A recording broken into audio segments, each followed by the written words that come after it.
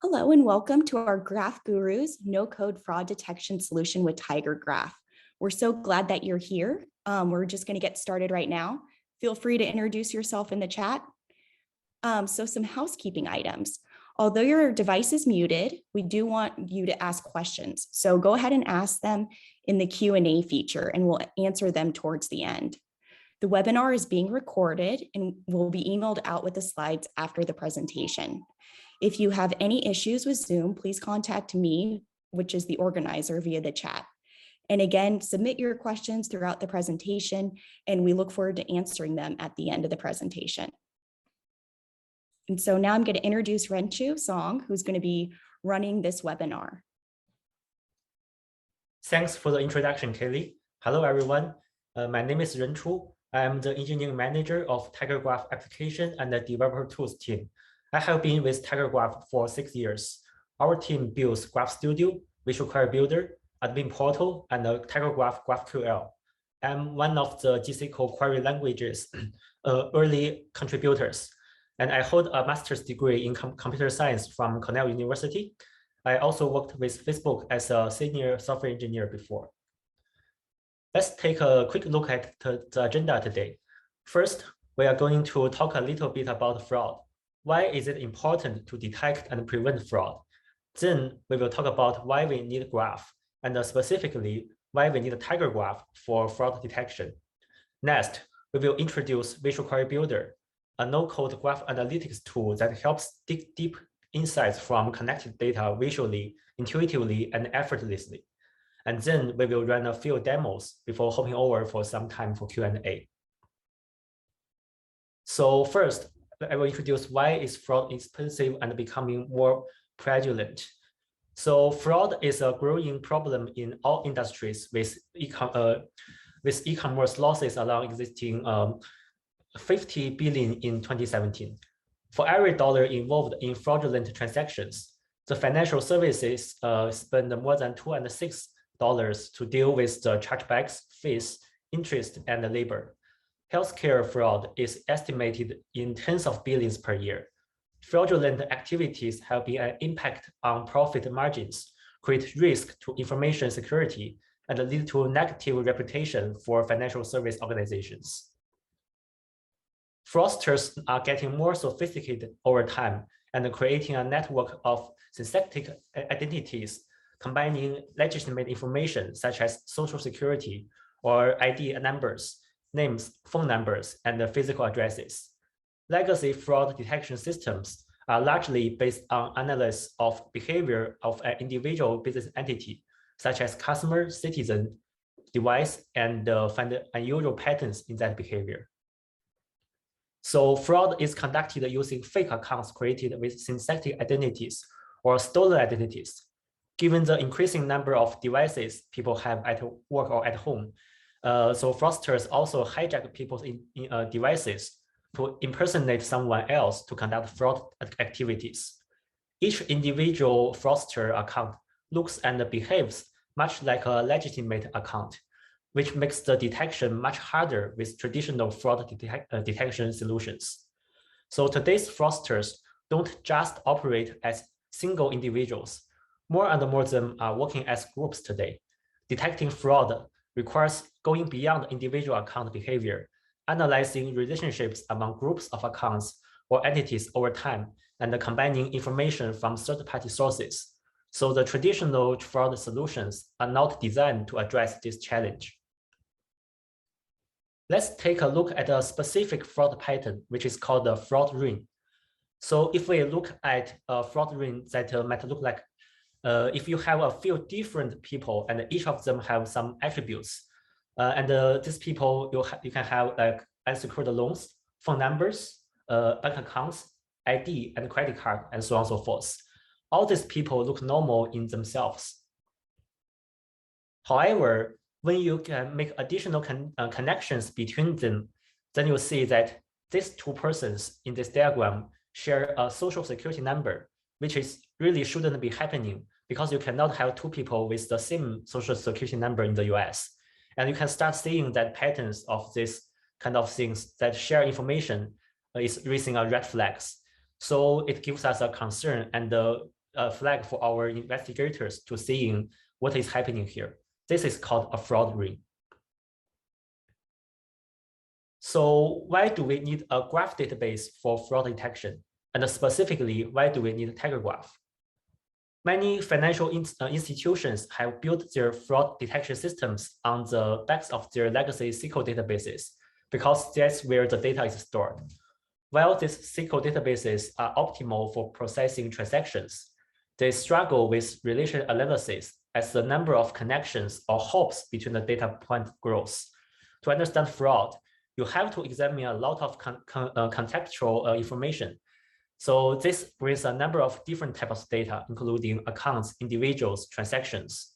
In a relational database, there would be stored in separate tables, as this diagram shows. And to link this data together, you have to make a table join to allow you to read across the associated data and extract the information that you require. Table joins are very expensive computationally. So if we are looking at just one type of data, for example, like this order table, a relational database works fine. But in real world scenarios, we work with mixed data, which means that you constantly joining different types of data together.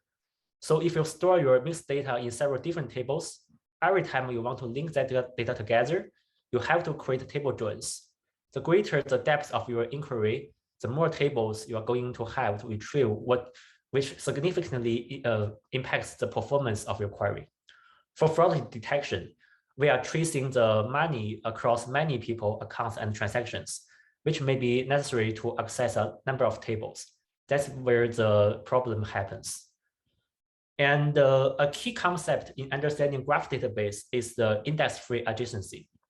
While SQL systems have processing overhead associated with each index lookup, in graph, the data is linked and associated and is loaded within each node.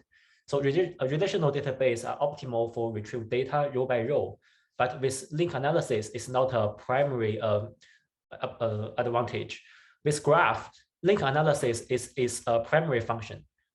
So another feature of the index-free adjacency is that it doesn't put extra overhead on your system as your database grows. While the relational database gets slower as they expand due to the index adding more and more layers of indirection, each requiring another expensive lookup, while the native graphs enjoy the constant performance, making them ideal for collecting over a great number of contextual data, which is essential for the fraud analysis.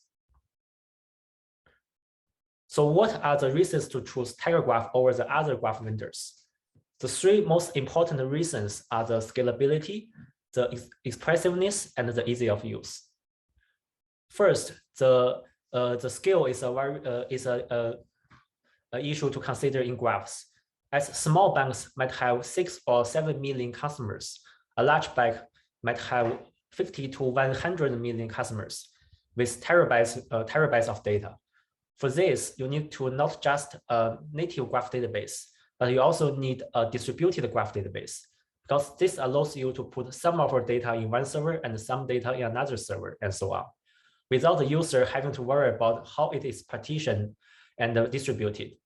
Native graph solutions allow you to implement algorithms for searching, pathfinding, clustering, centrality, dependency analysis, and the similarities in the ways that simply won't perform at scale in relational database.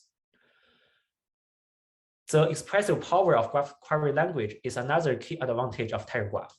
TigerGraph invented its own graph query language called GSQL. The language is Turing complete, meaning that you can develop any sophisticated fraud detection algorithm with this language. As we mentioned above, the fraudsters are becoming increasingly sophisticated. So a powerful query language is critical to involve the algorithm to catch up with this change. In GSQL, we reuse a lot of keywords from SQL language, so it looks familiar with SQL developers. Last but not least, TigerGraph is part of the GQL Graph Query Language Standard Committee. The GQL standard is heavily influenced by GSQL, and the GSQL provides a concept called accumulator, which is a big complement beyond the GQL. Another advantage of TigerGraph is its ease of use. We provide a visual development environment called Graph Studio. It provides a simple yet powerful interface for developers to design graph schema, conduct data mapping and data loading, explore the graph data visually, and a GSQL query language IDE for the developers to write the GSQL queries with auto-completion and syntax highlighting. We also provide a no-code graph analytics tool called the Visual Query Builder for data scientists, data analysts, and business users to dig deep insights from the connected data. This is a tool that we will use for today's demo. So now I'm going to introduce the Visual Query Builder. Visual Query Builder is a super intuitive analytics tool for the users to drag and drop and mining the insights that you want to get from the graph data. It dramatically decreases the learning curve for graph analytics for everyone, including data scientists, data analysts, and the business users.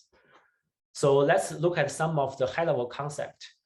A visual graph pattern is a declarative way of describing a template subgraph structure, and then all the subgraph structures in the whole graph database that matches that graph pattern are the valid matching results. So this picture depicts the underlying concept that is behind the Visual Query Builder. As a user, you start with asking a business question. Then you visually create a graph matching pattern that represents the question. Visual Query Builder automatically translates the graph pattern to a GSQL query and visualizes the result to provide you deep insights. Now let's use some examples to demo how we use Visual Query Builder to conduct fraud detection and prevention. So in today's demo, we will use 6 examples to show you how to use Visual Query Builder to build traditional fraud detection rules, detect and investigate e-commerce fraud, and find fraud risks.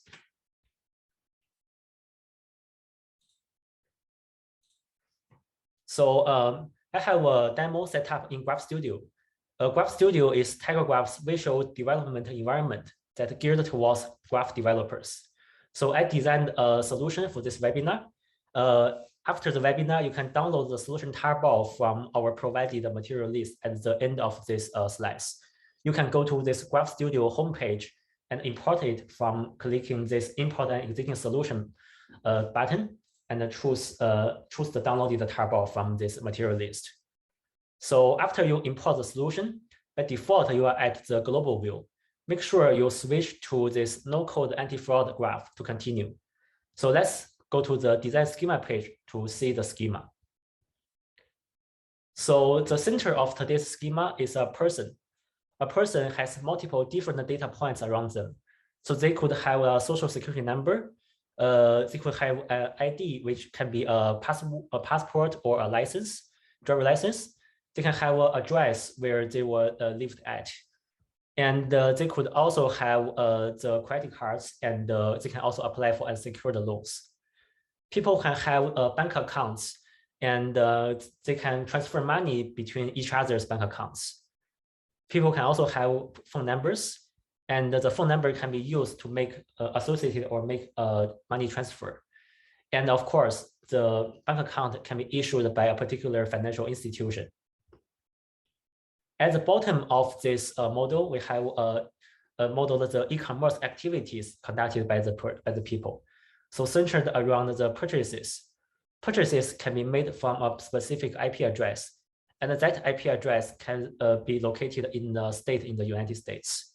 Purchases can also be made along different online login for the accounts in the online shops, and as well the purchase can be delivered to a specific address. Now let's go to Visual Query Builder by clicking this Build Graph Patterns tab. And I will show you a few different examples. The first demo example is very basic. So we are going to look for money transfers above a specific amount. And this is more of a traditional fraud detection criteria, where you might say that money transfers over a specific amount maybe raise a red flag, and someone needs to take a look at them. So this graph pattern represents this detection rule very intuitively.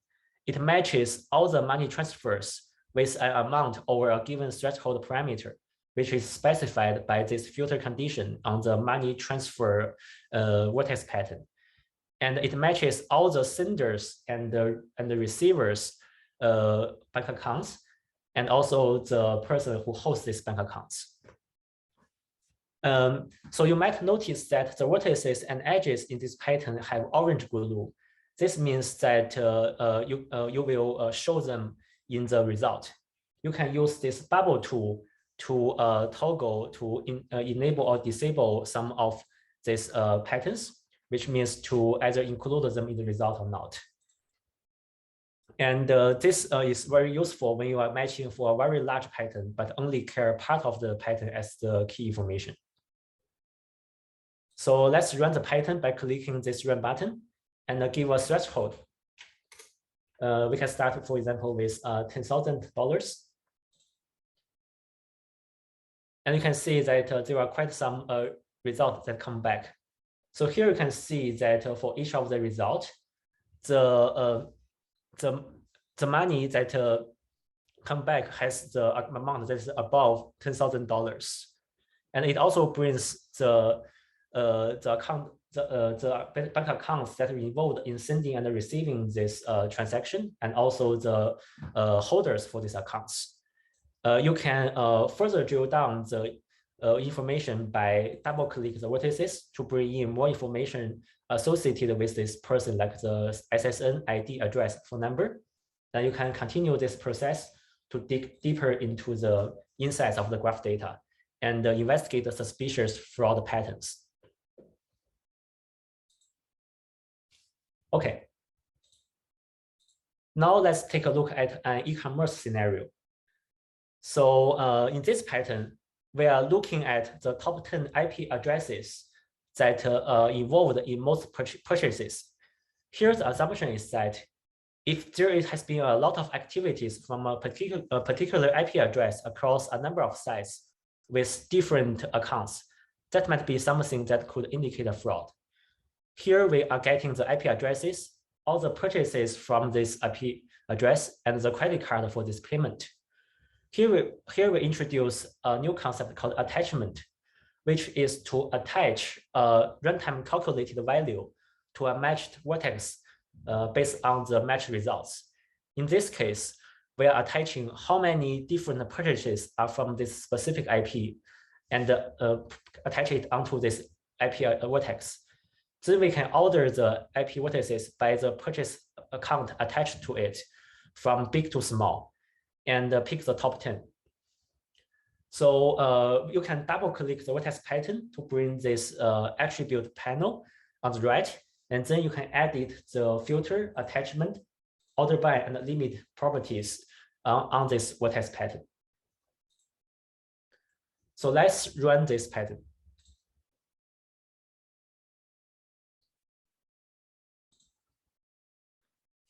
So here we got a few IP addresses, and these are the top IP addresses that by the account by the purchase activity. So you can see that some of them are fairly busy. And let's take a look at this specific IP address. So so there has been a number of purchases made with different credit cards with this IP address. And the time is from like May 14th, 4:15 p.m. to 4:18 p.m. And with this is within a very short period of time frame. And there are a number of purchases being made with this different range of credit cards. So that might be something that could be worth investigating, because but normally a specific IP address, you cannot have a lot of purchases with so many different credit cards.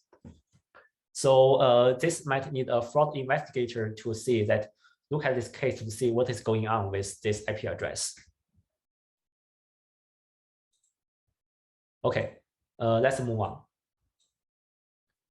So here we can do a similar thing, looking for the credit cards that are used by a number of online shop accounts. Find the top 10 cards that are associated with the most number of different online shop accounts. Same as just now, we count how many different online shop accounts that made purchases with a credit card. Attach this number to that credit card, and then we pick the credit card with the largest 10 attached numbers. At the same time, we show the purchases, the login account, and the online shop that is associated. So let's run this graph pattern.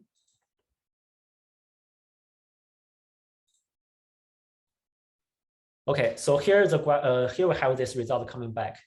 You can see that for this big connected component, there is a specific credit card like ending with 0954. And this card has been used for purchases in 4 different shops. Well, a person could have a number of accounts in the different shops and use the same credit card for purchases across them. So this itself probably is not too suspicious, but it might be something worth looking into if there are too many different accounts or too many purchases made with this card for a specific account in a very short period of time. However, when we look at this credit card, we find that this card was used to paying purchases in 5 different accounts in the same online shop called Food Inn. What is more suspicious here is that these 5 accounts have the names Lilian Chen 12345. Looks like these are the machine-generated account names. So this is definitely a red flag, and the investigator needs to take a deeper look what is going on with this card and this fake accounts. Okay, we can continue here. So now we are looking at another more complicated query, where we are looking for specifically things that might be an e-commerce fraud. So what we are looking for here is that a purchase from the same credit card are being made within 1 minute and from different states in the United States. This could be like a red flag and could indicate that this credit card information is leaked or stolen by someone else. So let's take a look at this graph pattern. Here we match those credit cards that is used for paying 2 different purchases that are in different states in the US. So you can see in this pattern, we have this filter, state 1 not equal to state 2. This limits that these 2 purchases are made in different states. And also we have 2 other filters to constrain the time that the purchase time that these 2 purchases happen. So the time difference is within 60 seconds, which is 1 minute. So let's run this pattern. Okay. So here we have a couple of such fraud matches. Let's take a look at at this specific credit card. So this credit card has been used to make 2 different purchases at the same day at March 27th at 2:47 p.m. One is at the 22nd, another is in the 35 seconds. So it's within 15 seconds. But these 2 purchases are in different states. One have the IP address located in Idaho, and another one is located in Pennsylvania. So that could be a pretty clear indication that potentially this credit card has been stolen, and that each of this fraud pattern represents. So an investigator needs to take a look if this credit card has some security issues and contact the bank account holder for the notification or take further actions. All right. So now we have a slightly more complicated version of the previous pattern. So basically, what we are doing is the same thing as above. But when we're looking for purchases that take place after the purchase that we identified as suspicious in the previous pattern. So so if you know that we think that 2 purchases of that card has been taken place in different states within a minute, Then we can take a look at the purchases that have been taking place after that potentially fraud purchases. And then we can also highlight these following purchases as high risk. And we can take actions like block the payment from proceeding or something similar. So let's look at this graph pattern.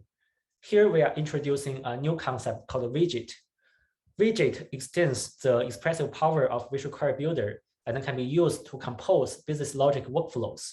So in this graph pattern, we are using within widget. It is a way to reuse some parts of the previous matched graph pattern for succeeding graph pattern matches. Here we are reusing the credit cards and we identified as fraud in the previous step. And the previous identified the suspicious purchases. And in the bottom right corner, we match the other purchases that were paid by the same credit card. And the purchase time is later than the suspicious purchase. If you want to create widgets, you can use this widget tool in the toolbar, and we support 4 different types of widgets. So let's run this graph pattern. Okay, so here we find the same credit card that we just looked before. And we have seen that, okay, we have 2 purchases that happened after the suspicious 2 purchases we identified in the Idaho and the Pennsylvania state. And this one is made at the same day, but in 8:20 p.m. And another purchase is made in 2 days later at 12:40 p.m. So there's also a chance that these 2 purchases could be a fraud because we think that the credit card has already been compromised somehow.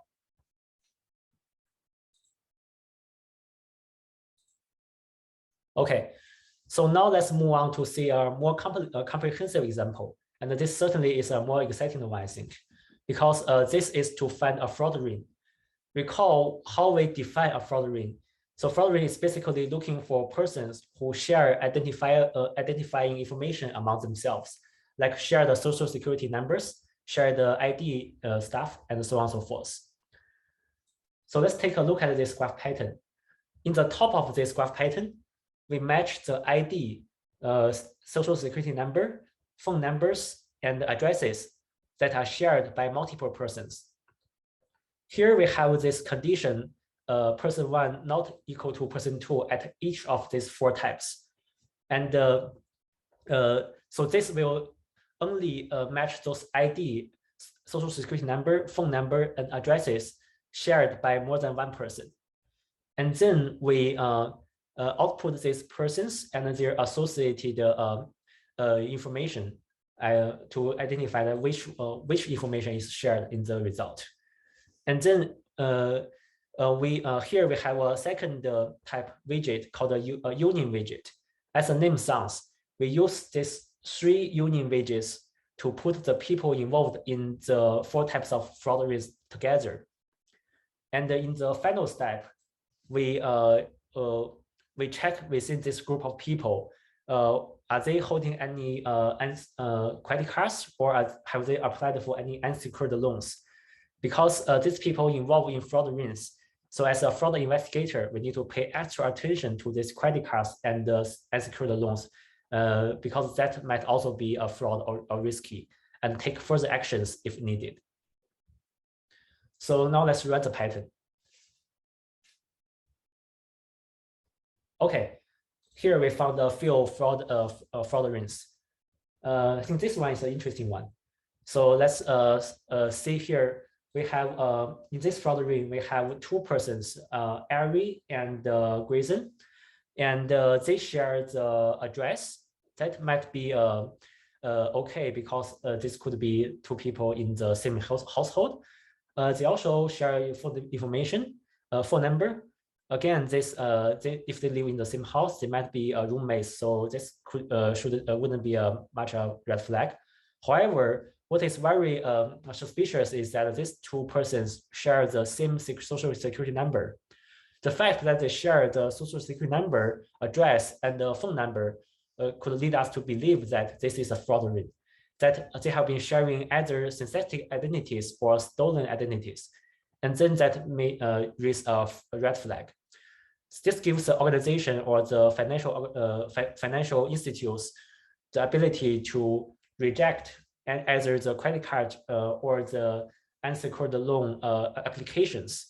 So as this person might be a fraud people, and if we already have this credit card or unsecured loans open up, we can consult some other authorities to see if we need to close them moving forward.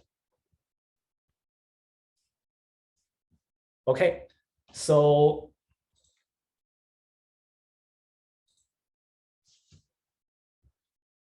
that is the end of the demo.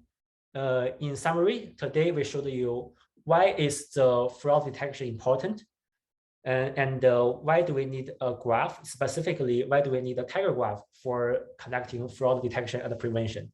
We also introduced you about Visual Query Builder, the tool that we use to do the no-code graph analytics. And during the demo, we demoed how to import a solution. And we also using Visual Query Builder to demonstrate how to build a traditional fraud detection rules, how to detect and investigate e-commerce fraud, and how to find the fraud risks. So hopefully that this gives you a good feel of how fraud could be modeled using TigerGraph, and how you might be able to conduct anti-fraud analysis and explore cases of potential fraud things using Visual Query Builder without writing code.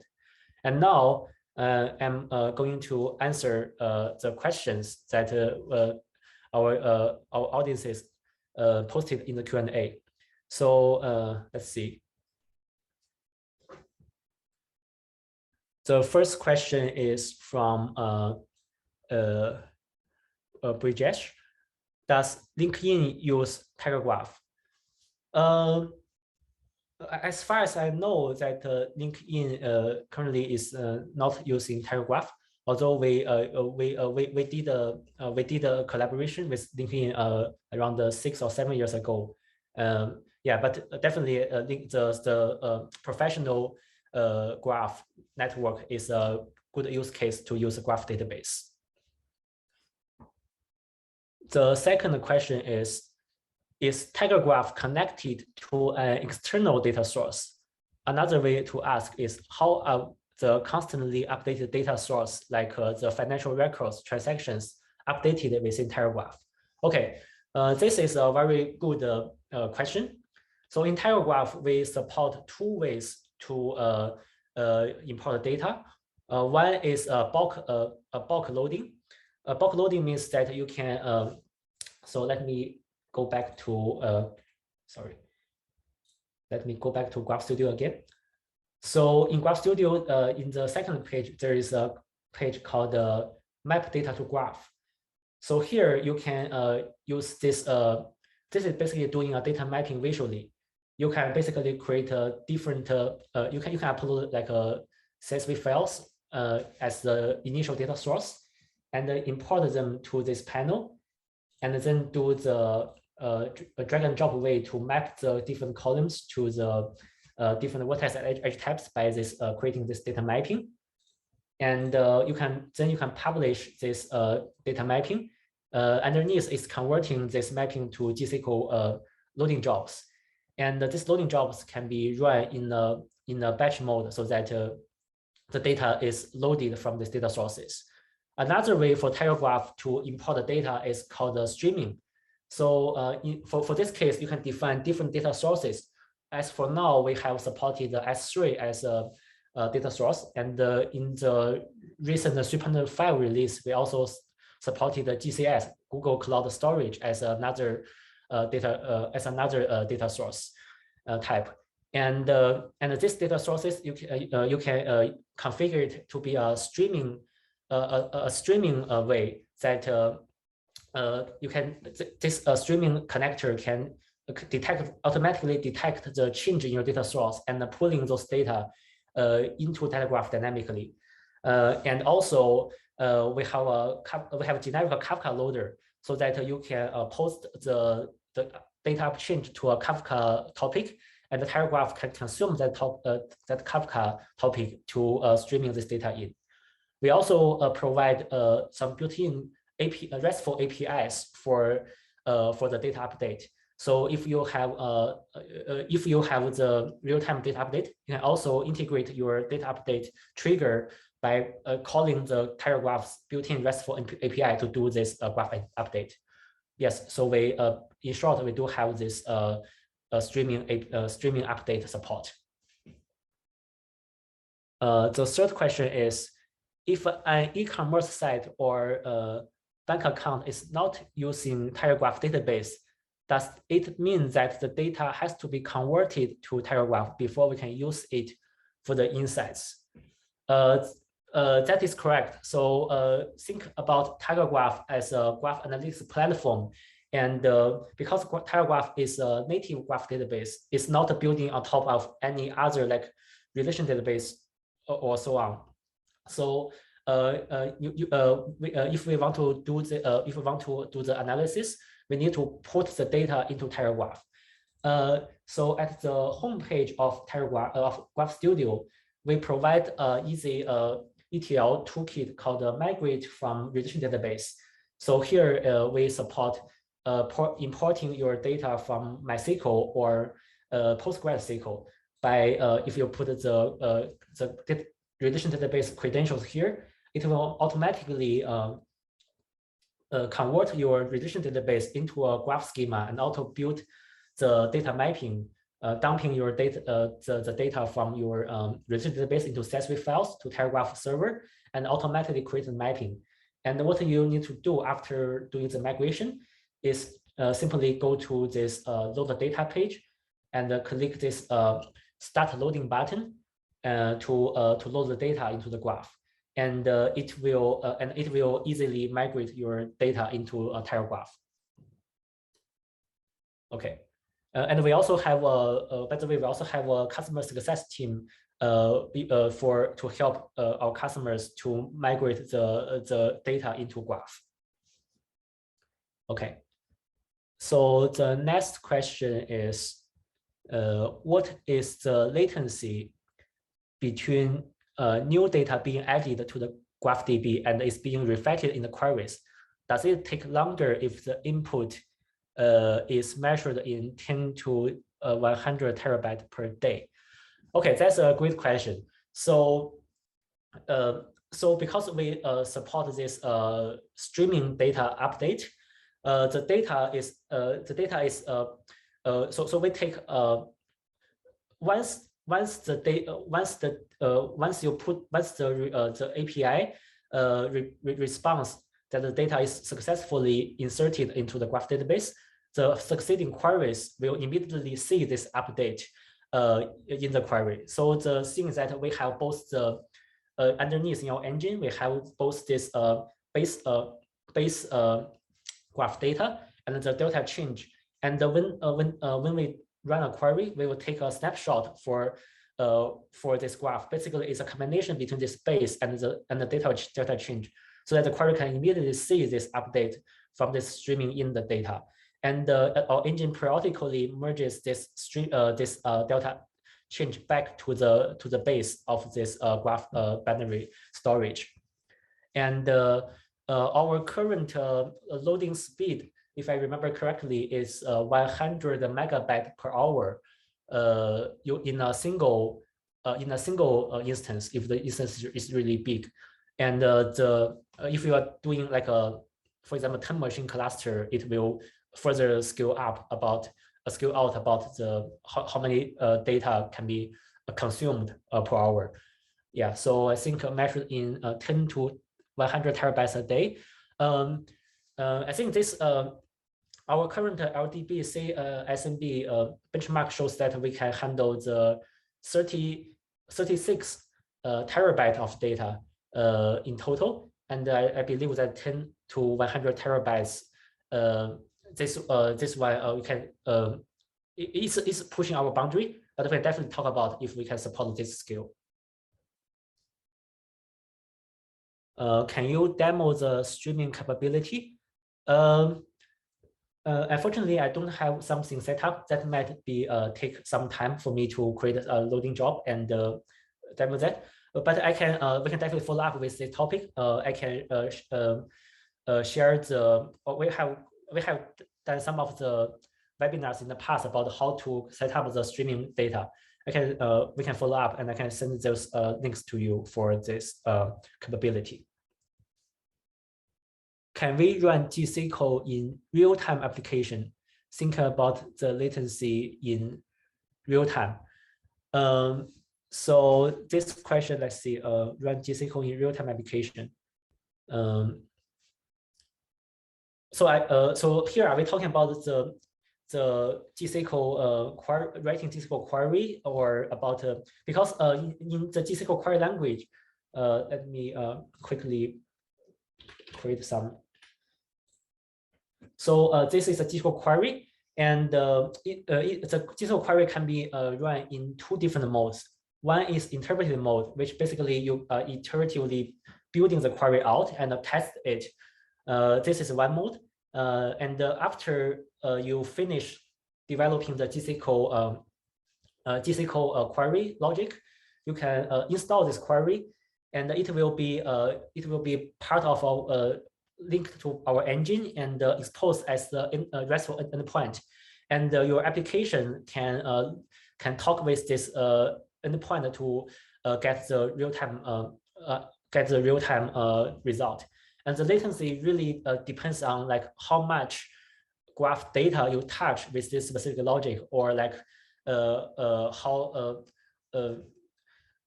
how complicated is your business logic. For example, if we are doing some point queries, that's the OLTP like queries, definitely this can be a real-time data. But if we are, for example, doing a page rank for billions of or even trillions of vertices and edges in the graph, definitely that query will take a longer time. Yeah, so it really depends on what kind of business logic that you are trying to build for this application. Okay, so when I say run, I mean querying it. Yes, yeah, like I said, this query time depends on if it's an OLAP query or it's an OLTP query. Okay, next question is, can you build a real-time fraud detection system by using TigerGraph and serving a machine learning model on Apache Spark? What is the latency between TigerGraph and Spark? I think this is about TigerGraph integration with machine learning systems. Myself is not an expert in this AML field, but TigerGraph, in TigerGraph we have ongoing projects. One project is called the Graph Science Library.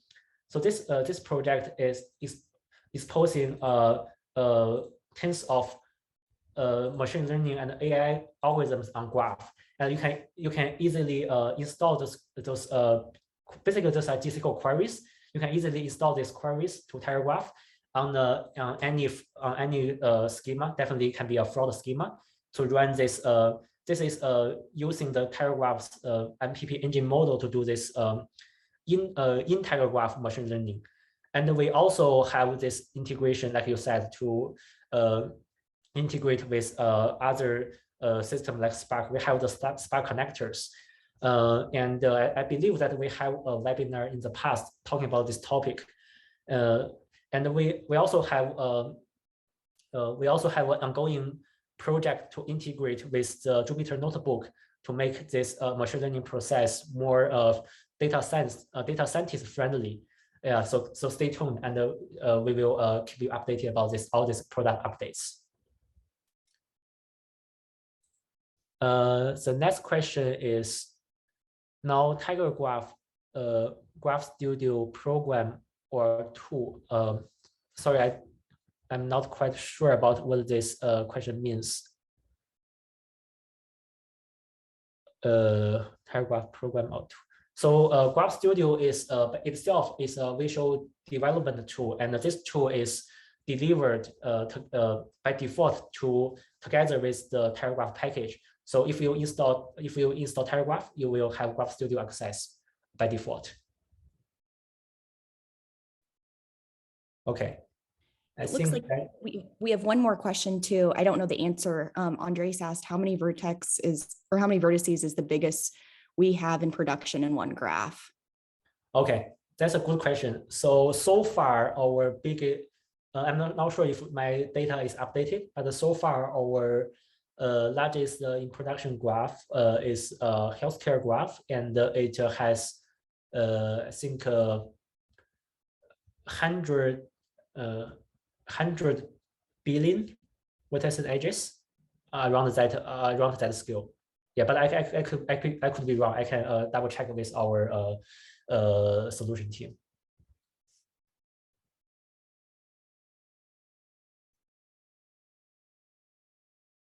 Any other questions?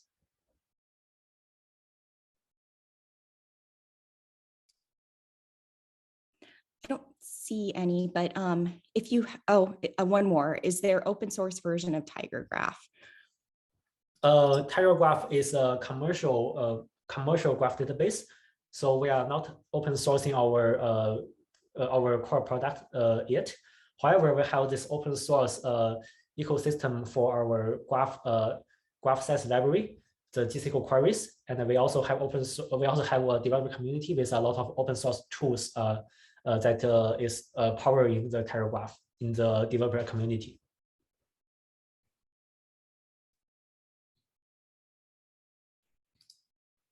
Okay, seems that we covered all the questions. So I think one more came in. We really appreciate your question, so please ask them if you have them. And they wanted to know, can you discuss a bit about how to bring in public data? Can we discuss about how to bring in public data? So by public data, does it mean that some third-party open data set or data source, or it's more about the connecting with different cloud vendors stuff?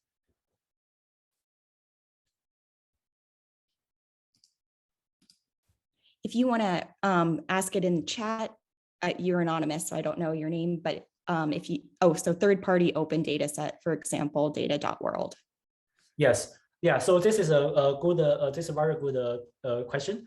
So we have an ongoing event called the multi-million-dollar challenge, and this is a global hackathon that we have encourage everyone to take a look at this event and register and bring in your brilliant solutions built on top of Graph. And you will also have a chance to share the $1 million prizes with many other different teams. So in this multi-million-dollar challenge, we have the Data World as our data partner, and our developer community also have proposed the solutions to easily integrate the different data sources from Data World into TigerGraph. And we have also have the tools to easily doing this data ETL visually with this different transformation stuff.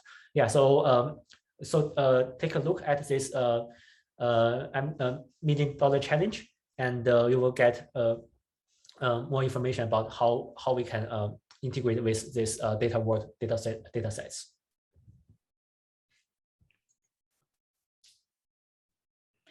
Yes, we're multi-cloud. So we're on AWS, Azure, and GCP. I saw that another question came in. And another question that came in, is the data science library and machine learning bench the same? So data science library is the collection of GCQ queries, and that I just showed here. You can access them from Graph Studio, or you can also download that from our open source GitHub repository and add them.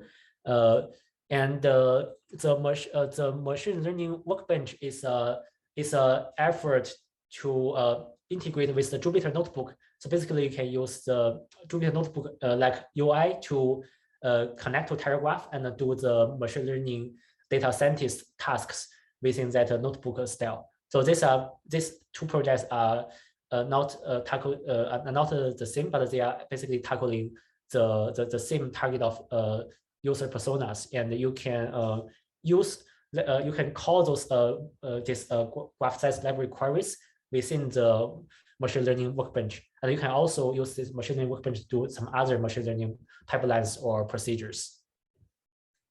We have another question.